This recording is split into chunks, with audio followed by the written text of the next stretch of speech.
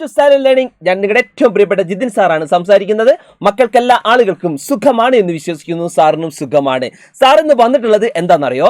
നമ്മുടെ 8ാം ക്ലാസ്സിലെ ഫൈനൽ എക്സാമിന് നമ്മൾ നിർബന്ധമായും പഠിച്ചിരിക്കേണ്ട നിരവധിയായിട്ടുള്ള ഭാഗങ്ങളുണ്ട്. ആ ഭാഗങ്ങളിൽ നിന്ന് നമ്മൾ നിരവധിയായിട്ടുള്ള ചോദ്യങ്ങൾ പല എക്സാമിനകത്തും നമ്മൾ കാണാറുണ്ട്. ആ പ്രധാനപ്പെട്ട ചില ചോദ്യങ്ങളും അതിന്റെ ഉത്തരങ്ങളുമായിട്ടാണ് സാർ ഇന്ന് വന്നിട്ടുള്ളത്. മക്കൾ റെഡി അല്ലേ? സെറ്റ് അല്ലേ? അങ്ങനെയെങ്കിൽ നമുക്ക് അതിന്റെ ഏറ്റവും പ്രധാനപ്പെട്ട ചോദ്യങ്ങളിലേക്ക് പോകാം മക്കളെ. ആദ്യമായി നമ്മൾ ഡിസ്കസ് ചെയ്യാൻ പോകുന്നത്, മക്കളെല്ലാവരും ശ്രദ്ധിക്കും, ഒന്നാമതായി ഡിസ്കസ് ചെയ്യാൻ പോകുന്നത് റിവർ വാലി സിവിലൈസേഷൻ എന്ന് പറയുന്ന ഒരു ചാപ്റ്റർ ഉണ്ട്. നമുക്ക് നദീതര സംസ്കാരങ്ങളിലൂടെ എന്ന് പറയുന്ന ഒരു ചാപ്റ്റർ നമ്മൾ പഠിച്ചിട്ടുണ്ട്.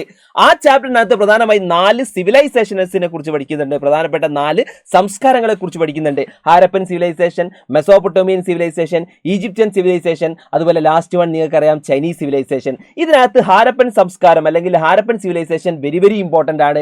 അതിൽ തന്നെ ചോദിക്കുന്ന വളരെ ഇമ്പോർട്ടന്റ് ആയിട്ടുള്ള ചോദ്യമാണ് ഹാരപ്പൻ സംസ്കാരത്തിന്റെ പതനത്തിന്റെ കാരണങ്ങൾ എന്ത് എന്നുള്ളത്, അല്ലെങ്കിൽ ദ ഡിക്ലൈൻ ഓഫ് ഹാരപ്പ. ഏറ്റവും ഇമ്പോർട്ടന്റ് ആയിട്ടുള്ള ഒരു ഭാഗമാണ്. അതാണ് നമ്മൾ ആദ്യത്തെ ചോദ്യം എന്ന് പറയുന്നത്. മക്കൾ നോക്ക്, ഫസ്റ്റ് ക്വസ്റ്റ്യൻ നോക്ക്. Write the factors that led to the fall of the Indus valley civilisation. Harappan സംസ്കാരത്തിന്റെ തകർച്ചയ്ക്കുള്ള കാരണങ്ങൾ എന്തെല്ലാം എന്നാണ് ചോദിച്ചത്. മക്കളെ, ഇങ്ങനെ ഒരു ചോദ്യം വന്നു കഴിഞ്ഞാൽ മിനിമം നിങ്ങൾ ഒരു 4 പോയിന്റെങ്കിലും നിങ്ങൾ പഠിച്ചിരിക്കണം. നമ്മളിവിടെ ഒരു 5 പോയിന്റ് നമ്മൾ എന്ത് ചെയ്യും, ഡിസ്കസ് ചെയ്യും. അതിലെ ഒന്നാമത്തെ പോയിന്റ് എന്ന് പറഞ്ഞാൽ എന്താണ്? ഫസ്റ്റ് പോയിന്റ് എന്ന് പറഞ്ഞാൽ എല്ലാവരും ശ്രദ്ധിച്ചോളൂ. ഫസ്റ്റ് പോയിന്റ് ആണ് ഈ ഇതുപോലെ ഫ്ലഡ് ആണ്. ഫ്ലഡ് എന്ന് പറഞ്ഞാൽ വെള്ളപ്പൊക്കമാണ് അല്ലേ? ഒന്നാമത്തെ പോയിന്റ് ആണ് ഇത്, ഫ്ലഡ് അല്ലെങ്കിൽ വെള്ളപ്പൊക്കം. അപ്പോൾ നമ്മൾ പഠിച്ചിട്ടുണ്ട് സിന്ധു നദി ഇതുപോലെ കരകവിഞ്ഞ് ഒഴുകിയിട്ടാണ് ചിലപ്പോൾ ഹാരപ്പ നശിച്ചത് എന്ന് എന്ത് ചെയ്യുന്നുണ്ട്, പറയപ്പെടുന്നുണ്ട്. അതാണ് ഫസ്റ്റ് പോയിന്റ്. സെക്കൻഡ് വൺ മക്കൾ നോക്കിക്കോളൂ, എക്സ്റ്റേണൽ ഇൻവേഷൻ ആണ്. എക്സ്റ്റേണൽ ഇൻവേഷൻ എന്ന് പറഞ്ഞാൽ പുറമെ നിന്നുള്ള ആക്രമണങ്ങളാണ് ഹാരപ്പ നശിക്കാനുണ്ടായ കാരണം എന്ന് പറയുന്നുണ്ട്. അതിൽ പറയപ്പെടുന്നത് ആര്യന്മാർ എന്ന് പറയുന്ന ഒരു ഗോത്രം പുറമെ നിന്ന് അങ്ങോട്ട് വരികയും അവർ ഹാരപ്പക്കാരെ ഇതുപോലെ ആക്രമിച്ച് ഇല്ലാതാക്കി എന്നും പറയപ്പെടുന്നുണ്ട്. ഹിസ്റ്റോറിയൻസ് അങ്ങനെ പല വാദങ്ങൾ പറയുന്നുണ്ട്. ഇനി മൂന്നാമത്തെ നിങ്ങൾ നോക്ക്, എന്താണ്? ഡീഫോറസ്റ്റേഷൻ ആണ്. ഡീഫോറസ്റ്റേഷൻ എന്ന് പറഞ്ഞാൽ വനനശീകരണമാണ്. കാരണം ഹാരപ്പ കൃഷിയെ അടിസ്ഥാനമാക്കി ജീവിച്ചിരുന്ന ആൾക്കാരായിരുന്നു. ആ കാലഘട്ടത്തിൽ ഇതേപോലെ തന്നെ വനങ്ങൾ ഇതുപോലെ തന്നെ അമിതമായി വെട്ടി നശിപ്പിക്കുകയും അങ്ങനെ വനനശീകരണത്തിന്റെ ഭാഗമായിട്ട് അവിടെ എന്ത് ചെയ്യാം, ഇതുപോലെ ഹാരപ്പ നശിക്കാൻ കാരണമായിട്ടുണ്ട് എന്ന് എന്ത് ചെയ്യുന്നുണ്ട്, ആളുകൾ പറയപ്പെടുന്നുണ്ട്. അതും ഒരു മൂന്നാമത്തെ ഒരു കാരണമായിട്ട് പറയപ്പെടുന്നുണ്ട്. ഓക്കെ, നെക്സ്റ്റ് വൺ മക്കൾ നോക്കിക്കോളൂ. നാലാമത്താണ് ഇത്, ഡിക്ലൈൻ ഓഫ് അഗ്രികൾച്ചർ സെക്ടർ. നമ്മൾ ഓൾറെഡി പറഞ്ഞിട്ടുണ്ട്. ഇതുപോലെ തന്നെ ഈ കൃഷി നശിച്ചത്, അതായത് കൃഷി അടിസ്ഥാനമാക്കിയിട്ടാണ് ഹാരപ്പ മുന്നോട്ട് പോയിരുന്നത്. അപ്പോൾ സ്വാഭാവികമായിട്ട് കൃഷി നശിച്ചിട്ടുണ്ടെങ്കിൽ എന്ത് ചെയ്യും, ഹാരപ്പ നശിക്കും എന്നുള്ളതും അവരെന്ത് ചെയ്യുന്നുണ്ട്, അവരൊന്ന് ആർഗ്യുമെന്റ് അവർ നടത്തുന്നുണ്ട് കേട്ടോ. അപ്പോൾ കൃഷിയുടെ നാശവും എന്തിലേക്ക് നയിച്ചിട്ടുണ്ട്, ഹാരപ്പ നശിക്കാനായിട്ടുള്ള ഒരു കാരണമായിട്ട് പറയുന്നുണ്ട്. ഇനി ലാസ്റ്റ് ആൻഡ് ഫൈനൽ ആണ്, അഞ്ചാമത്തതാണ് എന്ത് മക്കളെ, എപ്പിഡമിക്സ് ആണ്. എപ്പിഡമിക്സ് അല്ലെങ്കിൽ പകർച്ചവ്യാധികളാണ്. നമുക്കറിയാമല്ലോ, നമുക്ക് ഈ കോവിഡ് ഒക്കെ നമ്മൾ ഇതുപോലെ ഫേസ് ചെയ്ത ആൾക്കാരാണ്. അതുപോലെയുള്ള കോവിഡ് പോലുള്ള എന്തെങ്കിലും പകർച്ചവ്യാധികളൊക്കെ എന്ത് ചെയ്തിട്ടുണ്ടാവാം, അവിടെ അവർക്ക് പകർന്നിട്ടുണ്ടാവാം. അതും ആ ഒരു പ്രധാനപ്പെട്ട ഹാരപ്പക്കാർ നശിച്ചു പോകാൻ ഒരു കാരണമായേക്കാം എന്ന് പറയപ്പെടുന്നുണ്ട്. അപ്പോൾ മക്കളെ നിങ്ങൾ നോക്ക്, ഹാരപ്പ നശിച്ചതിന്റെ കാരണങ്ങൾ ചോദിച്ചു കഴിഞ്ഞാൽ ഇത്തരത്തിലുള്ള ഒരു 5 പ്രധാനപ്പെട്ട കാരണങ്ങളാണ് പറയുന്നത്. കാരണം നമുക്കൊരു വ്യക്തമായിട്ടുള്ള ഒരു കാരണം നമുക്ക് പറയാൻ പറ്റില്ല.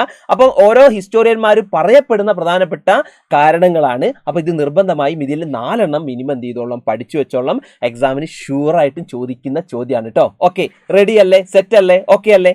അങ്ങനെയെങ്കിൽ മക്കളെ നമുക്ക് നോക്കാം ഈ ഒരു ഭാഗത്ത് ഇനി നെക്സ്റ്റ് നമ്മൾ പഠിച്ചിരിക്കേണ്ട ഏറ്റവും ഇമ്പോർട്ടൻ്റ് ആയിട്ടുള്ള ചോദ്യം എന്താണ്? ആ ചോദ്യം പോകുന്നത് നമ്മുടെ വാട്ടർ ഓൺ എർത്ത് എന്ന് പറയുന്ന ഒരു ചാപ്റ്റർ ഉണ്ടല്ലോ. വാട്ടർ ഓൺ എർത്ത് അല്ലെങ്കിൽ ഭൂമിയിലെ ജലം എന്ന് പറയുന്ന ഒരു ചാപ്റ്റർ ഉണ്ട്. മനോഹരമായ ഒരു ചാപ്റ്റർ ഉണ്ട്. ആ ചാപ്റ്ററിനകത്ത് നമ്മൾ നിർബന്ധമായി പഠിച്ചിരിക്കേണ്ടതാണ് തണ്ണീർത്തടങ്ങളെ കുറിച്ച് അല്ലെങ്കിൽ വെറ്റ് ലാൻഡ്സിനെ കുറിച്ച് നമ്മൾ നിർബന്ധമായി പഠിച്ചിരിക്കണം. അതുമായി ബന്ധപ്പെട്ട ഒരു ചോദ്യമാണ് ഞാൻ ഇവിടെ കൊടുത്തിട്ടുള്ളത്. ചോദ്യം ഇതാണ്, നോക്കിക്കോളൂ. Reclamation of wet lands. Reclamation of wet lands which are the natural sink of water will lead to several environmental problems like the following substantiate. അവിടെ ചോദിച്ചിട്ടുണ്ട്, തണ്ണീർത്തടങ്ങൾ നികത്തുന്നത് നിരവധി പാരിസ്ഥിതിക പ്രശ്നങ്ങൾക്ക് വഴിതെളിക്കും, സമർത്ഥിക്കുക. നിങ്ങൾക്കറിയാം, തണ്ണീർത്തടങ്ങളിൽ നികത്തിക്കഴിഞ്ഞാൽ നിരവധിയായിട്ടുള്ള ഇതുപോലെയുള്ള പാരിസ്ഥിതികമായ പ്രശ്നങ്ങൾ അല്ലെങ്കിൽ ഈ പറയുന്ന എൻവിറോൺമെന്റൽ പ്രോബ്ലംസ് ഉണ്ടാകാറുണ്ട്. അതെന്തൊക്കെയാണെന്നുള്ളത് നമ്മളൊന്ന് എന്ത് ചെയ്യണം, ജസ്റ്റ് ഒന്ന് പറയണം. അപ്പോൾ മക്കൾ നോക്കിക്കോളൂ, ഒന്നാമത്തെ പ്രോബ്ലം ഫസ്റ്റ് എന്താ നോക്കിക്കോളൂ, lowering of water level in Wells ആണ്. പ്രധാനമായിട്ട് നമുക്കറിയാം lowering of water level in Wells ആണ്. ഈ കിണറുകളിൽ എന്ത് ചെയ്യുന്നുണ്ട്, ജലനിരപ്പ് താഴുന്നുണ്ട്. അതാണ് നമ്മുടെ ഒന്നാമതായി നമ്മൾ ഫേസ് ചെയ്യുന്നത്. അപ്പോൾ സ്വാഭാവികമായിട്ടും ജലനിരപ്പ് താഴ്ന്നു കഴിഞ്ഞാൽ എന്ത് ചെയ്യും, നമ്മൾ ഇതേപോലെ തന്നെ കിണറിൽ വെള്ളം വറ്റുന്നു, സ്വാഭാവികമായിട്ടും നമുക്ക് കുടിവെള്ള ക്ഷാമം നമുക്ക് വീടുകളിൽ ഉണ്ടാവുന്നു. അത് ഒന്നാമത്തെ പ്രശ്നം. ഇനി രണ്ടാമത്തെ പ്രശ്നം മക്കൾ നോക്കിക്കോളൂ. സെക്കൻഡ് വൺ നോക്ക്. ഇതുപോലെ തന്നെ floods became common in rivers even in slight rains. അവിടെ പറയുന്നുണ്ട് ചെറിയ മഴയിൽ പോലും നദികളിൽ വെള്ളപ്പൊക്കം ഉണ്ടാകുന്നുണ്ട്. അതായത് ഒരു ചെറിയൊരു കുഞ്ഞു മഴ പെയ്താൽ തന്നെ എന്ത് ചെയ്യും, നദികളിൽ വെള്ളപ്പൊക്കം ഉണ്ടാവുമെന്നും എന്ത് ചെയ്യുന്നുണ്ട്, പറയപ്പെടുന്നുണ്ട്.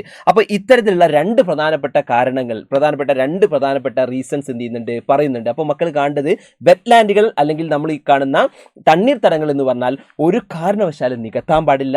അതൊക്കെ വെള്ളത്തിനെ സംഭരിച്ചു വെക്കുന്നതാണ്. അത് നികത്തി കഴിഞ്ഞാൽ ഇങ്ങനെയുള്ള പ്രശ്നങ്ങൾ നമ്മൾ എന്ത് ചെയ്യും, ഫേസ് ചെയ്യും എന്നുള്ള കാര്യം മക്കൾ ഓർത്ത് വെക്കുക. അപ്പോൾ മക്കളെ പറയാനുള്ളത് ഇത്രയേ ഉള്ളൂ. ഈ രണ്ട് ചോദ്യങ്ങൾ നിർബന്ധമായി നിങ്ങൾ പഠിച്ചിരിക്കണം. കാരണം എക്സാമിന് വർഷങ്ങളായിട്ടുള്ള നിങ്ങൾ കണ്ടുവരുന്ന ഒരു റിപ്പീറ്റഡ് ആയിട്ടുള്ള ചോദ്യങ്ങളാണുള്ളത്. ഇത് നിർബന്ധമായും പഠിക്കണം. ഇത് പഠിച്ചിട്ടേ നിങ്ങൾ എന്ത് ചെയ്യാൻ പാടുള്ളൂ, എക്സാമിന് പോകാൻ പാടുള്ളൂ. അപ്പം ഓക്കെ അല്ലേ, വീഡിയോ ഓക്കെ അല്ലേ? അങ്ങനെയെങ്കിൽ മക്കളെ നിങ്ങൾ എന്ത് ചെയ്യണമെന്ന് വെച്ചാൽ വീഡിയോ ഇഷ്ടപ്പെട്ടെങ്കിൽ നിങ്ങൾ ഈ വീഡിയോയ്ക്ക് താഴെ നിങ്ങളുടെ കമൻറ്റുകൾ നിർബന്ധമായും രേഖപ്പെടുത്തണം. എല്ലാ ആളുകളും നിങ്ങളുടെ കമൻറ്റുകൾ രേഖപ്പെടുത്തണം. കൂടാതെ ഇനി ആരെങ്കിലും ഈ ചാനൽ സബ്സ്ക്രൈബ് ചെയ്യാറുണ്ടെങ്കിൽ അവർ ഈ ചാനൽ സബ്സ്ക്രൈബ് ചെയ്യുകയും കൂടി ചെയ്യണം. ഓക്കെ മക്കളെ, നിങ്ങൾ കാണുന്നത് ജിതിൻ സാറെയാണ്, നിങ്ങൾ കേൾക്കുന്നത് ജിതിൻ സാറെയാണ്. നമുക്ക് ഇനിയും ഇത്തരത്തിലുള്ള വളരെ ഇൻഫോർമേറ്റീവ് ആയിട്ടുള്ള വീഡിയോസുമായിട്ട് നമുക്ക് വീണ്ടും കാണാം മക്കളെ. ബൈ.